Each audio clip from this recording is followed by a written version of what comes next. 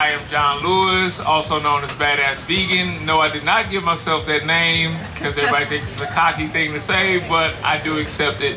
But I do believe that everybody that's vegan is a badass vegan because it takes a lot of courage to do what you do and to live the lifestyle that you live. I am co-director, co-producer, and I hate to say the word starring in, but I'm the protagonist in a film called They're Trying to Kill Us. And it's based off of social justice and food justice through the lens of hip-hop. We have over 90 interviews in it. It is executive produced by Chris Paul and Billie Eilish, which they're both in the film as well. Has anybody gotten to see it yet out there? Okay, we got a couple people. The rest of you can leave. No, just playing. But it is available for free right now if you have Tubi. You can find it on Tubi right now. And the reason why it is on Tubi, no knock on them, we appreciate them, but it got blackballed by the industry. I wonder why, because we pretty much, there's an interview I had with a large network. This is the president of this network. This is $1 billion network, remember? And they said that this is the best documentary that they've ever seen. They would love to use it to help heal the black community. They had the lawyers fact check everything panned out, everything is right and on the money. There was only one thing, we need to cut it down about 30 minutes. And me and Keegan looked at each other because we were on a Zoom call and we're like, wow, like why would we cut it down? I mean, it is a little long, but okay, fine. And we all have that one friend, you know, when you're saying too much and they're like kind of giving you that signal like, shut up. So her lawyer's on the Zoom call too, and I kind of look at his eyes and they got like real big, like, shut up, don't say anything else. But she continues and she says, yeah, we got to cut out that 30 minutes because the film goes directly after our main advertisers. So imagine, after she just said that it would help heal the community, she also says, yeah, we don't want to get sued either. So that's why the film has been hard to get on networks. And believe me, I've gotten countless emails and messages from people telling me that I'm stupid, the film should have been out a long time ago, and I just write them back like, I don't own a network. If you own one, please let me know, and I will put it on your network. But until then, please shut up and just be patient. Hollywood is a weird place, so that's what we've been dealing with. And for anybody that has seen the film, if anybody has any questions, I don't like to talk too much about myself because it gets boring and I've heard enough about myself. But if anybody has any questions, I open it up a little bit early to Q&A. That way it's more engaging and not too boring. And I usually have gifts for you. Didn't have any gifts. But we do have books for sale. If anybody knows, I did write a book called Badass Vegan. And it's I see children here, so I won't say what the first sentence of the subtitle is, but it's F the system, eat more plants. But yeah, if you could tell, I'm not really for the system too much because the system is not for us, so why be for them? Thank you. But does anybody have any questions before I keep going? I see one here. So his question was, did we get any feedback about the statistics? We name a lot of statistics, especially how disproportionate the rates are that African Americans get sick to their white counterparts, in the US especially. I'm not sure about here in Canada, but I think it's pretty close to the same. But we did get a lot of feedback. A lot of people were shocked and blown away. Like heart disease, like black men are 60% more likely to get heart disease than their white counterparts. I'm sorry. Yeah, or the amputation, which is very interesting. A real honest show of hands here. How many people have ever seen anybody have an amputation due to diabetes? And that's very interesting because a lot of people don't know that in the black community, almost everyone knows one person in their family or friend circle that has had an amputation due to diabetes. And it's very rampant in the community. So it was very interesting when we were talking to Chris Paul during his interview, his manager was with us. And when we talked about the amputations because of diabetes, she told me that her father was a CFO of a hospital and she never had heard that a day in her life. So that was something interesting that this film is uncovering for a lot of people because yes, the film is targeted towards African Americans, but it's for everyone, because I believe if everyone learns the truth about what's going on, then people will understand how to help the cause and not just be a fly on the wall, to actually be a part of the conversation and to actually help out. So yes, the diabetes was a big thing that we've definitely heard. A lot of people never even knew about the actual amputations or just the rate of death that's associated with the African American communities, because on the news they talk about the gun victims and the stabbings, the shootings, and the drugs, but they never talk about the food system, because where is the money coming from the food system? It's being subsidized by the government. One thing we uncover on the film too is that insurance companies have over $1.9 billion invested into what industry?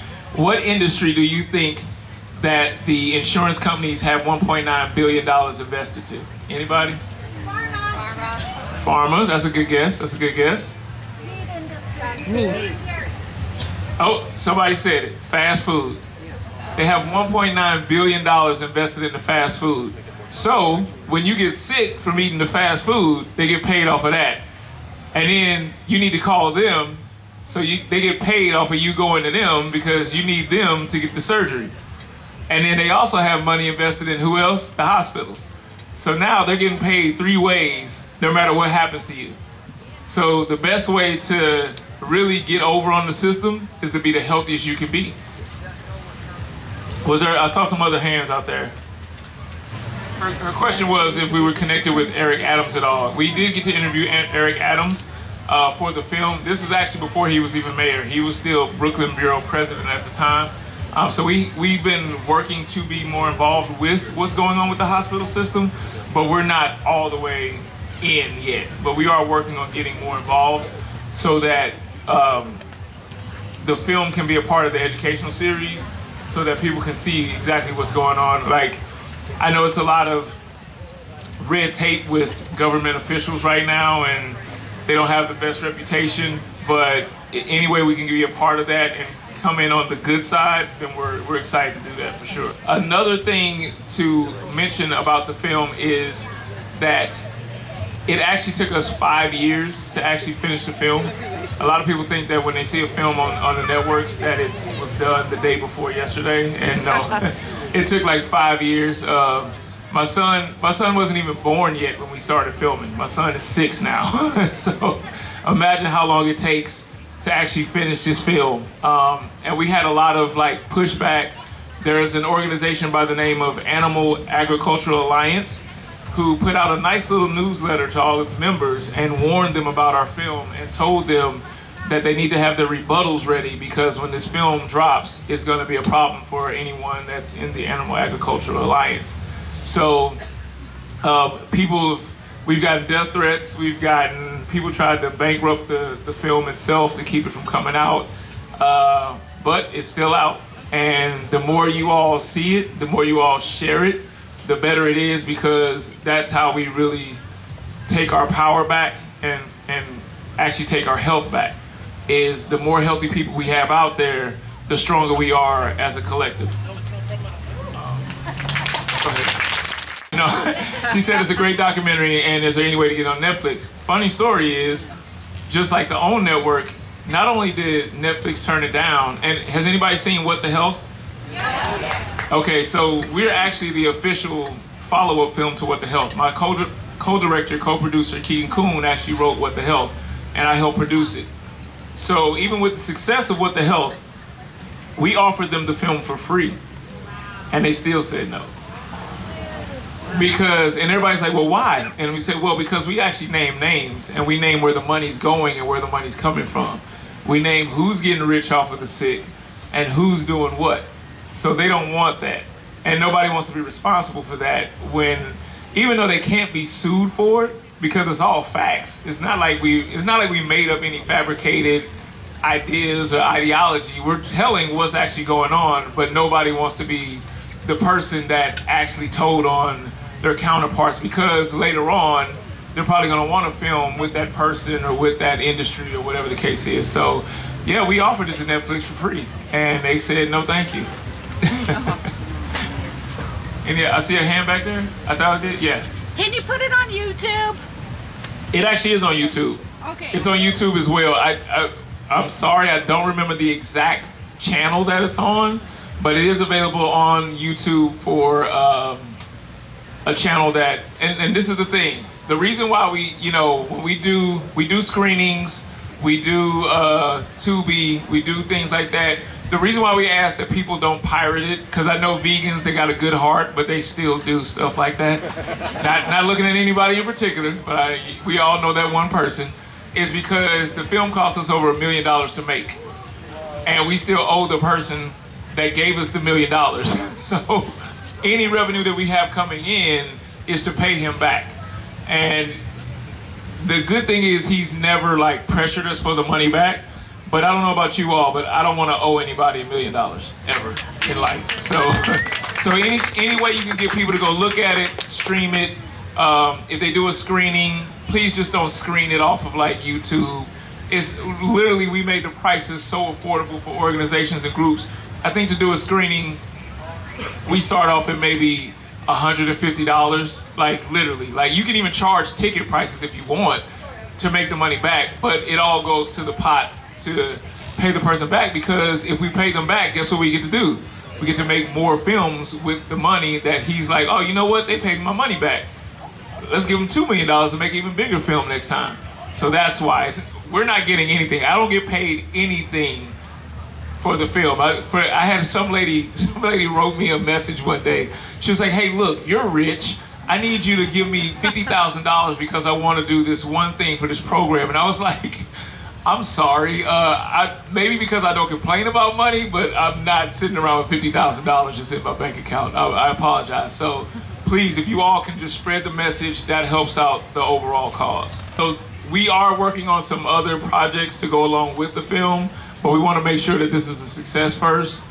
We have some other ideas down the line that'll be very, very, very interesting for everybody to see, and can't wait to get it out. But we will have that too. For anybody else that's here too, I know I do a lot of health and fitness, but right now I'm not talking about that. I have my brother Tori Washington with me. He'll be speaking with me at 3:40, I believe. Is that right? He's coming up right after this. What? Okay, Tori. So I can just stay right here. That's cool. But yeah, we'll do more talking about that. But as far as the film goes, if you have any questions, if you ever want to do a screening, if you ever want me to show up in person, if I'm available, I do my best to show up. And I'm pretty much all over all the time. Probably not the most vegan thing in the world, but I average about 100,000 miles promoting veganism, traveling the country, traveling the world, just promote veganism. So if I can make it, you have an event, and there's a small budget to get me there, I'm there. Thank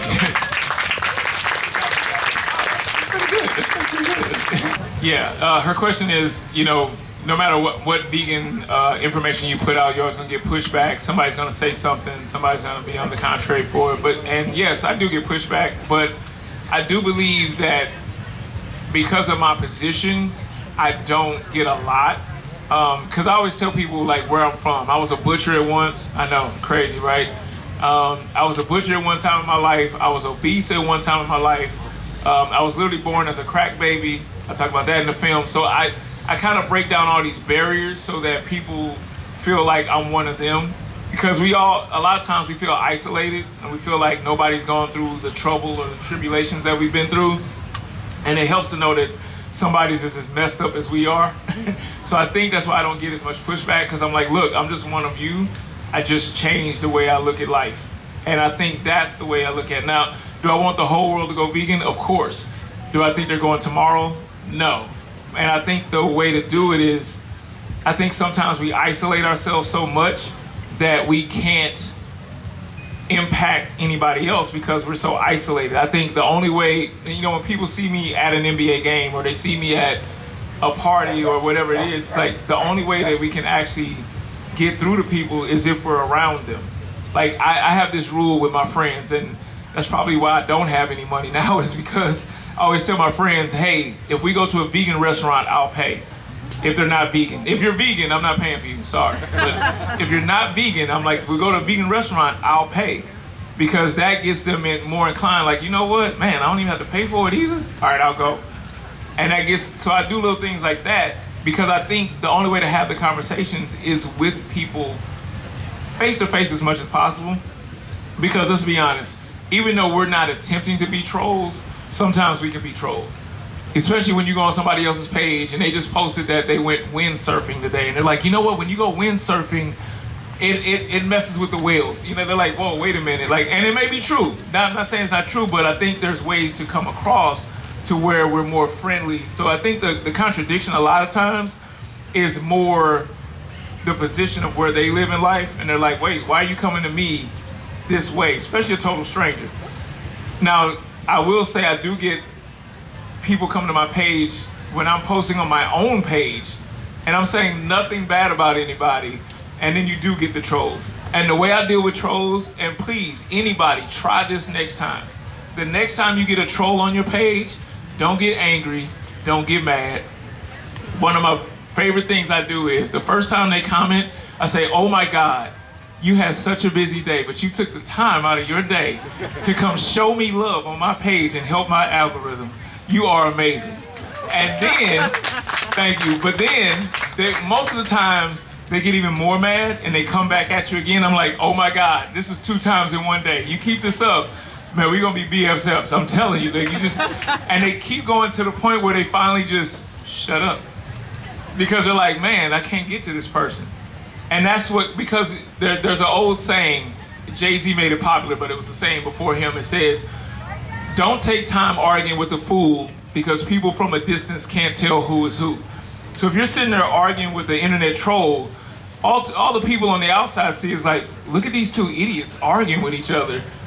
But if you don't argue with them and you just hold your position, the people are like, man, why is that one idiot really giving this one person trouble? And they're just like showing them love. And that lasts a whole lot longer and you get your point across a lot better that way. Now, I'm not saying it's easy either, because sometimes I want to go off, I do. But for the most part, I just keep showing them love and they just kind of disappear back into their little cave from where they came from. So if anybody wants to do a screening, how do you contact me? My email address is john@badassvegan.com. My website is Badass Vegan. I keep everything Badass Vegan. If you email me, I can send you like the rates and the contacts and all that stuff to do a screening anywhere in the world. So if you send me an email, I'll make sure to get it to you. We have not done a screening in Toronto yet, so feel free to be the first ones.